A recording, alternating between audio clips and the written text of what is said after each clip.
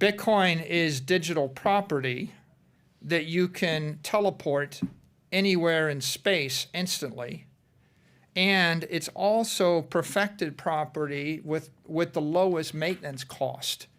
You know, you don't have the property tax you have on a building. You don't have to repaint the thing every 10 years. You don't have to worry about leaks in the roof. Michael Saylor is the CEO and co-founder of MicroStrategy. He is a prominent member of the crypto community and a staunch Bitcoin bull. In a recent interview, Saylor compares Bitcoin to other top asset classes like bonds, gold, and equities. According to Saylor, these other asset classes have inherent weaknesses and don't measure up to the world's biggest cryptocurrency. Saylor explains that money is energy, and we need a foolproof medium to use or transport it. But the problem is all the traditional means of channeling this energy are fast becoming ineffective. Gold has proven to be cumbersome and expensive. Currencies like the US dollar are losing value at an alarming rate, even though it is the world's strongest currency. Plus, equities can easily get overvalued in addition to many other problems. Faced with all these problems, people have extremely reduced chances of creating or multiplying their wealth. So what is a great fix that transcends geographical boundaries, has a fixed supply, and is not cumbersome or expensive? Listen to Michael Saylor's detailed explanation of how investors can make the best of the situation. I started going down this rabbit hole of thinking about what is money when I realized that I was in essence going to lose my company, right? And destroy the livelihoods of all my employees and, you know, waste 30 years of my life. And so when I started thinking about it, and, you know, it's helpful when Jerome Powell says, when I'm even thinking about raising interest rates, you know, your strategy of investing in bonds is broken. When I started thinking about it, what I realized is money is energy. Money is economic energy, socio-political energy. Currency is a medium through which the energy moves. If you wish to hold energy and transport energy, you need a technology. We're not using gold anymore. When we use gold, as I pointed out, it's expensive and it's cumbersome. Currencies don't work. The US dollar is the strongest currency in the world, but it's losing 15 to 20% of its value a year. The peso is losing 40 to 50% of its value a year. The bolivar is losing 100%, 95, 98% of its value a year. So once you start thinking about it that way, you start thinking, well, what's a better way to store economic energy through time? And you realize that the currencies don't work, gold doesn't work. So what is money? Well, money in the last 30 years became the S&P index. You buy a diversified portfolio of companies, of stocks, which is a little bit better because maybe you're getting bled 2% a year by the management team, but the company's making money, and so maybe you can hold value. It turns out that the money's losing about 10% of its value a year, and the S&P index is going up about 10% a year. And you look at that for 100 years, and there's a very interesting correlation there. A diversified portfolio of assets is tracking the money supply. Okay, interesting. What's the problem with that? Well, the problem with holding stocks as a store of value is if the stock goes up by a factor of 10, there's a management team that has a fiduciary obligation to issue more stock. There's a temptation to issue stock. Stocks aren't scarce. The amount of equity shares will also go up. If the stock is overvalued versus the fundamentals of the company, the CEO is almost certainly going to issue more stock. And so that's one problem. The second problem is stocks have political nexus. They have management teams. They're in countries. They can be unionized. I can put a tariff on the product. I've got a competitor. What if the CEO goes bonkers? All sorts of interesting problems. What if the company gets expropriated by the government, or the jurisdiction it operates within? So stocks are an imperfect approach, better than gold. The other approach is buy a bunch of buildings in New York City, buy scarce, desirable real estate in Miami, Los Angeles, London.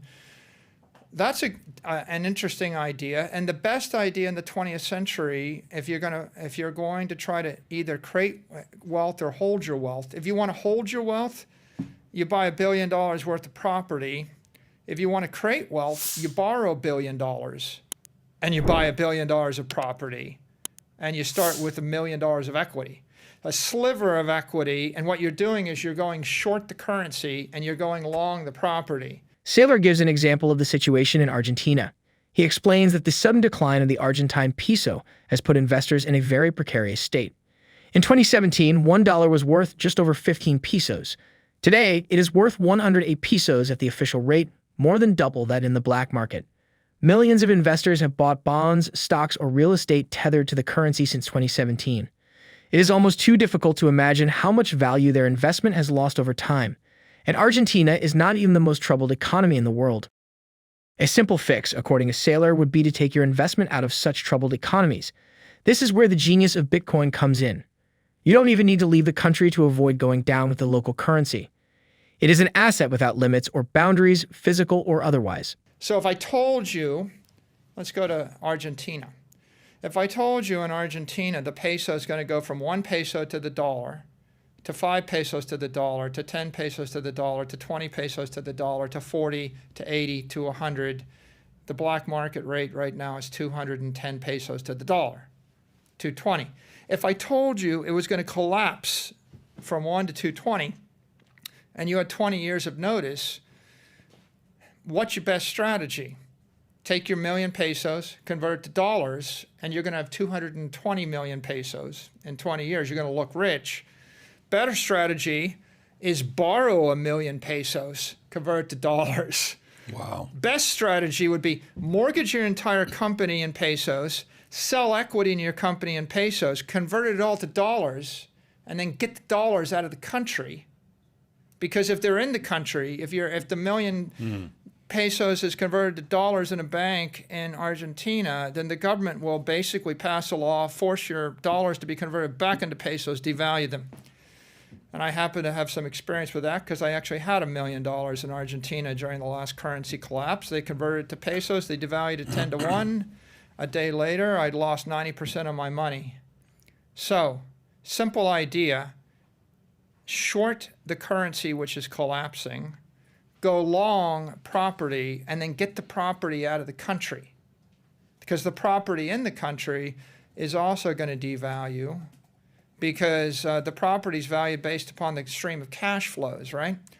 If the building has got a rentor and it's got a lease, and the lease is capped at CPI or denominated in local currency, when the currency collapses, the value of the rental income also collapses. So wouldn't it be great if I could buy a virtual building in Argentina using borrowed pesos? And then what if I could spirit the building out of the country and rent it to people in London or New York City? That's what Bitcoin is. Bitcoin is digital property that you can teleport anywhere in space instantly. And it's also perfected property with the lowest maintenance cost. You know, you don't have the property tax you have on a building. You don't have to repaint the thing every 10 years. You don't have to worry about leaks in the roof. So if I could buy $1 billion worth of property and it was in cyberspace, and if you couldn't make any more of it, if I capped it at 21 million city blocks in cyberspace, and if I could hold it for 1,000 years, I might have a better idea than buying a city block in Manhattan or a building in London or even a company. And it's a lot better idea than buying 30,000 pounds worth of gold. Why? Because real estate developers are going to create more buildings, gold miners are going to create more gold, mayors are going to pass a property tax, and they're going to put some kind of enjoinder or some kind of restriction on your rents. Rent control your building. Something, acts of God are going to create earthquakes and floods and lightning strikes. And none of that stuff's happening in cyberspace. So the whole idea of Bitcoin is it's perfected, engineered gold, crypto gold, with none of the defects of gold. You can't mine any more of it. It's weightless. I can move it at the speed of light. It never decomposes.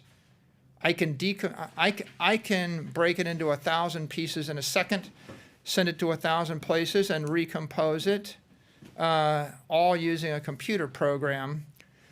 And I can take personal custody of it. Maybe the most powerful two ideas are: I can hold possession of $1 billion of Bitcoin in my head, just holding a password or a set of private keys. That's a pretty big idea. Maybe the first time in the history of the human race that you can actually take possession of your wealth and take it to the grave with you, or take it anywhere else on earth with you.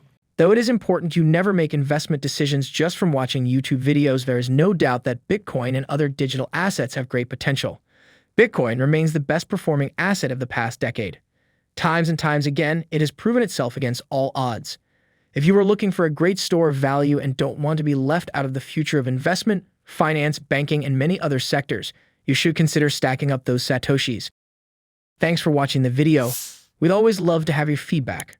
So drop your comments in the comments section below and smash the like button.